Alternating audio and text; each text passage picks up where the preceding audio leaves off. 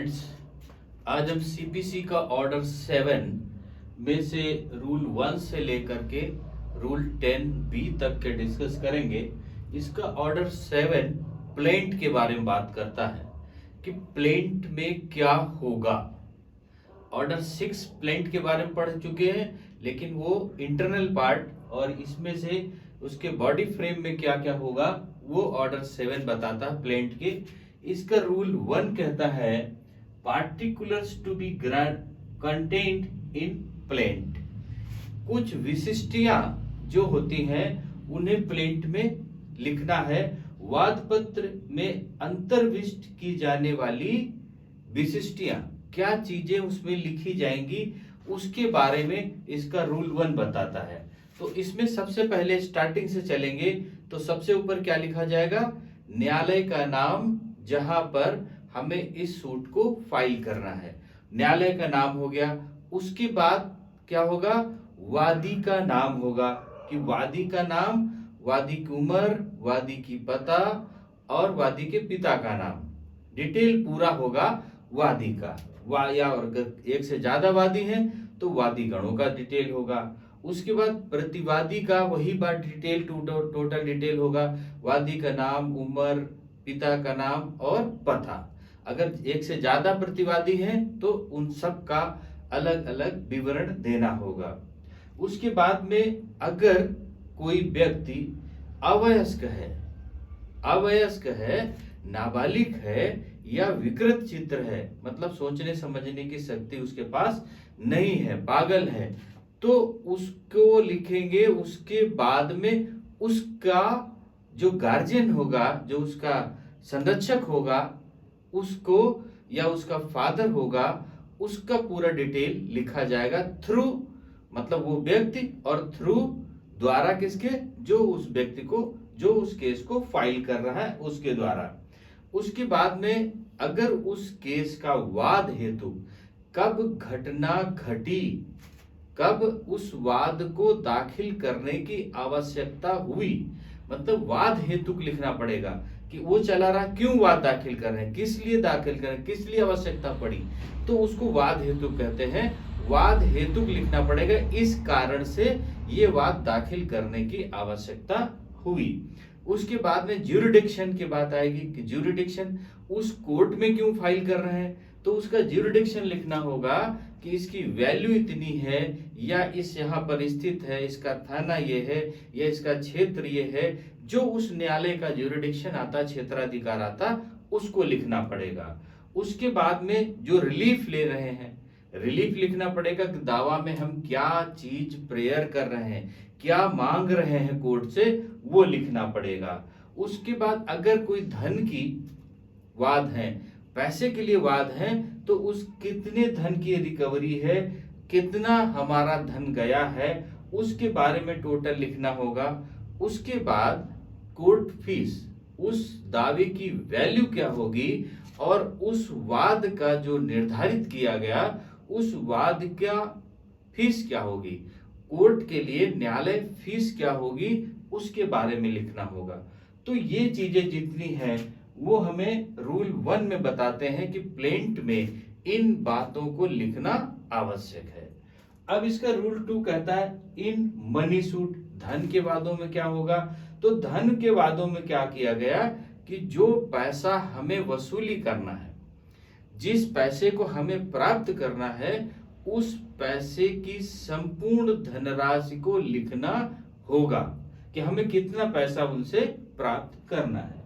Rule 3 बताता है where the subject matter of the suit is immovable property. अगर कोई जो अचल संपत्ति है, इमूवेबल प्रॉपर्टी है, उसके बाद में क्या करेंगे, तो हम उसके बाद में जो वह संपत्ति है उसका संपूर्ण डिटेल उसमें देंगे कि वह संपत्ति हमें किस तरीके से प्राप्त हुई, वह संपत्ति का रकबा क्या है, उस संपत्ति की चौहद्दी क्या है, उस पूरी बात को उसमें लिखना होगा। और इस संपत्ति के इस पार्ट में विवाद है, वह विवाद हमें लिखना होगा, उसकी चौहद्दी लिखना होगा। तो टोटल उस संपत्ति को, अगर स्थावर संपत्ति है, अचल संपत्ति है, इमूवेबल प्रॉपर्टी है, तो उसका डिटेल उसमें संपूर्ण डिटेल होना चाहिए। और अगर कोई पावर ऑफ अटॉर्नी से आ रहा तो वो लिखेगा कि इसका या ये चीज है, अपने पावर ऑफ अटॉर्नी की बात करेगा। अब इसका रूल 5 कहता है, रूल इसका 4 कहता है, when plaintiff sues as representative. कब रिप्रेजेंटेटिव के द्वारा सूट को फाइल किया जाएगा? कब? रिप्रेजेंटेटिव के द्वारा, जब वादी या तो उस ज्यूरिडिक्शन में स्थित नहीं है, या वादी में न्यायालय पहुंचने में असमर्थ है, या उसको ऐसी कोई बीमारी है चल फिर नहीं सकता है, या अवयस्क है, या विकृत चित्र है, तो वो क्या करेगा? एक एजेंट नियुक्त कर देगा, या अपना संरक्षक को नियुक्त कर देगा, या अपने गार्जियन को बना देगा, और वह उसके द्वारा वाद को फाइल करेगा। तो जिसको पावर ऑफ अटॉर्नी दे रहा है वाद फाइल करने की, उसका संपूर्ण विवरण भी देना होगा। अब इसका रूल 5 कहता है, defendant's interest and liability to be shown.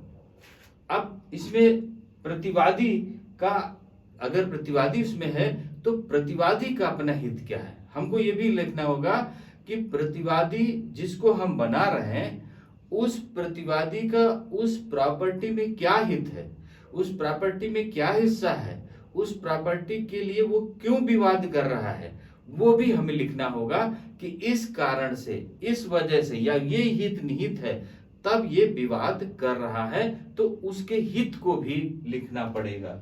अब इसका रूल 6 कहता है, grounds of exemption from limitation law. अब इसका रूल जो है 6 कहता है कि अब जो ग्राउंड्स हैं, लिमिटेशन यदि है कि अगर मान लेते हैं कोई बैनामा कैंसिलेशन का सूट है, तो हम सेल डीड कैंसिलेशन का सूट है, तो सेल डीड कैंसिलेशन मान लेते हैं कि 3 साल उसका पूरा होगा, वो 3 साल के अंदर फाइल किया जाता, हम उसको चौथे साल में फाइल कर रहे हैं, तो 1 साल हम डिले क्यों फाइल कर रहे हैं, उसका कारण क्या है, वो कारण भी लिखना पड़ेगा कि हम इसलिए इसका लिमिटेशन ये है, लेकिन हम इतना डिले से इसलिए फाइल कर रहे हैं कि इसमें छूट हमें मिल जाए, उसका और उचित कारण ये है, तो वो भी हमें लिखना पड़ेगा। रूल इसका 7 कहता है, relief to be specifically stated. जो रिलीफ होगी, इन्होंने कहा कि रूल 7 में कहा है कि अनुतोष का विनिर्दिष्ट रूप से कथन, जो हमको रिलीफ लेनी है, जो हम प्रेयर कर रहे हैं, उस प्रेयर को डिटेल से लेना होगा हमें कि फला लैंड को, जिसकी चौहद्दी ये है, जिसका रकबा ये है, जो मेरे पोजीशन में है, जिसको मैंने यहाँ से प्राप्त किया है, इसको मुझे मालिक बना दिया जाए या इसको स्टे कर दिया जाए। तो हमें जो रिलीफ लेनी है, रिलीफ को स्पेसिफिकली और डिटेल से उसको लिखना होगा, ताकि वो कोर्ट को रिलीफ समझ में आ जाए कि वो क्या चीज मांग रहे हैं। अब रूल 8 कहता है, relief founded on separate ground. अगर हमने 2 रिलीफ मांगी है, 3 रिलीफ मांगी है, तो हमें ग्राउंड देखना होगा कि जो हमने दावे में ग्राउंड लिखा है, वो ग्राउंड के आधार पर हम कितनी रिलीफ मांग सकते हैं। तो जो हमारे ग्राउंड लिखे होंगे, जिनको हम लॉ के हिसाब से प्रूव कर सकते हैं, तो वही बातें हम प्रेयर में मान सकते हैं। अलग अलग प्रेयर के अलग अलग ग्राउंड होते हैं, और अगर ऊपर हमने वो सारे ग्राउंड लिखा है, तो हम एक से ज्यादा प्रेयर करके उसमें रिलीफ ले सकते हैं। ये रूल 8 कहता है। अब रूल 9 कहता है, procedure on admitting plaint. Rule 9 कहता है कि वाद पत्र ग्रहण करने पर प्रक्रिया। जब वाद पत्र कोई कोर्ट अपने दाखिल कर लेती है, उसमें सारी चीजें फुलफिल हैं, तो वह दाखिल कर लेती है।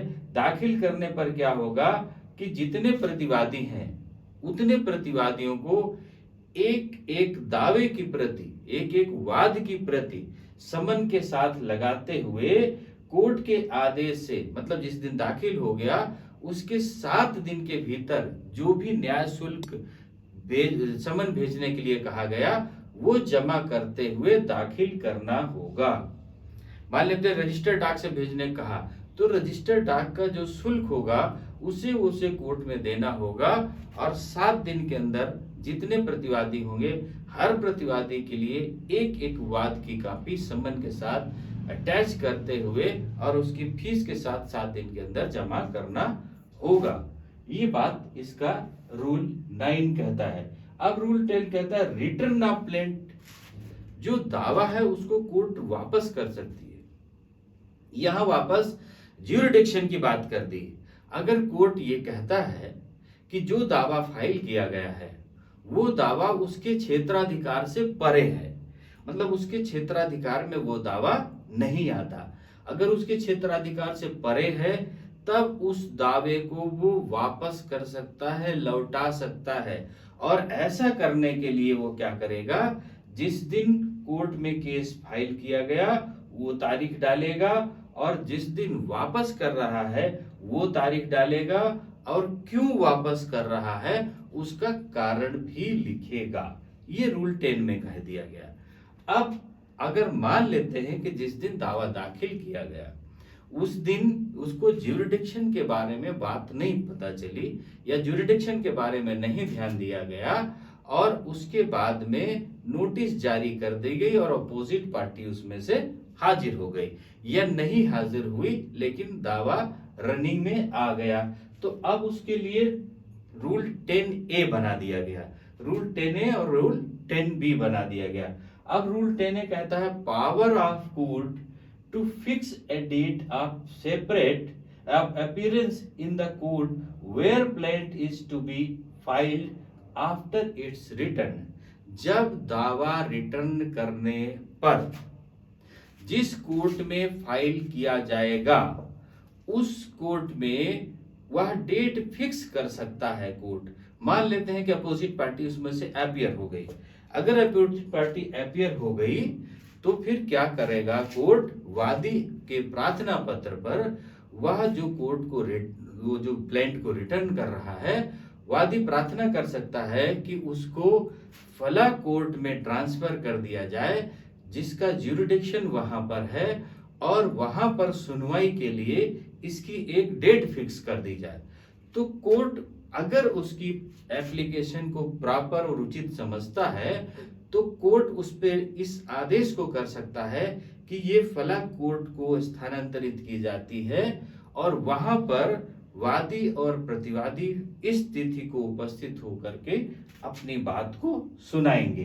तो वो जहां पर ज्यूरिडिक्शन है उसका वहां पर उसे सुनाने के लिए भेज सकता है, ट्रांसफर कर सकता है, और उसकी वादी की सूचना पर। अब वहां पर होगा क्या, वहां पर केस को ट्रांसफर कर दिया गया और डेट पर वहां पर वादी और प्रतिवादी उपस्थित हो गए, या प्रतिवादी उपस्थित नहीं हुआ तो कोर्ट अब नया समन जारी नहीं करेगी प्रतिवादी को बुलाने के लिए। क्यों?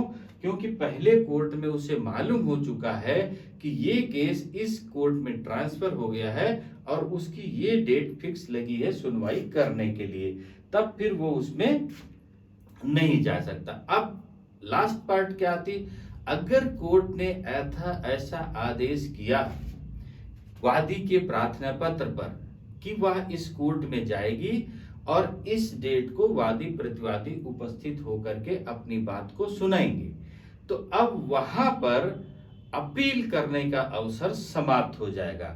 वहां पर पक्षकार उसको अपील नहीं कर सकेंगे। क्यों? क्योंकि उसके अनुसार ही उस कोर्ट में उसको ट्रांसफर किया गया है। अब रूल 10 भी इसका कहता है power of appellate court to transfer suit to the proper court. अब मान लेते हैं कि निचली कोर्ट जिसमें वादक को फाइल किया गया वो ट्रांसफर नहीं कर रहा और ज्यूरिडिक्शन भी उसका नहीं है, या ट्रांसफर किया तो प्रॉपर कोर्ट नहीं किया, तो अब हम क्या करते हैं कि हमारे लिए प्रॉब्लम पैदा हो गई कि ज्यूरिडिक्शन नहीं है और दूसरी चीज प्रॉपर कोर्ट में नहीं गई, तो हम क्या कर सकते हैं, उसको अपील कर सकते हैं। अपील में जब जाएंगे तो अपीलेट कोर्ट को यह पावर होता है कि वह आदेश देगा कि उसे निश्चित कोर्ट में जो उसका ज्यूरिडिक्शन है उसमें ट्रांसफर कर दिया जाए और जो डेट किसी कोर्ट में मुकदमा फाइल किया गया था, अगर लिमिटेशन उसका पार हो रहा है तो वो लिमिटेशन उस पीरियड का जिस पीरियड में दूसरी कोर्ट में जहां लिमिटेशन नहीं था वहां मुकदमा चला, उस पीरियड को माफ कर सकता है और माफ करके जो उसका उचित ज्यूरिडिक्शन कोर्ट है वहां पर उसे वो ट्रांसफर कर देगा और वहां पक्षकारों को उपस्थित होने के लिए एक डेट फिक्स कर देगा। तो ये बात हुई रूल 10B की बात में। बाकी सारी चीजें वही रहेंगी कि वहां पर उसको अब ट्रांसफर हो गया तो वहां फिक्स डेट पर वादी और प्रतिवादी जाएंगे और अपनी बात को रखेंगे। तो अभी ऑर्डर 7 में प्लेंट में रूल 1 से लेकर के रूल 10B तक क्लियर हो गए होंगे। इजी सेक्शन थे, इजी रूल थे इसमें से। अब इसके बाद रूल 11 से हम नेक्स्ट पार्ट में डिस्कस करेंगे। ओके, थैंक यू, जय हिंद।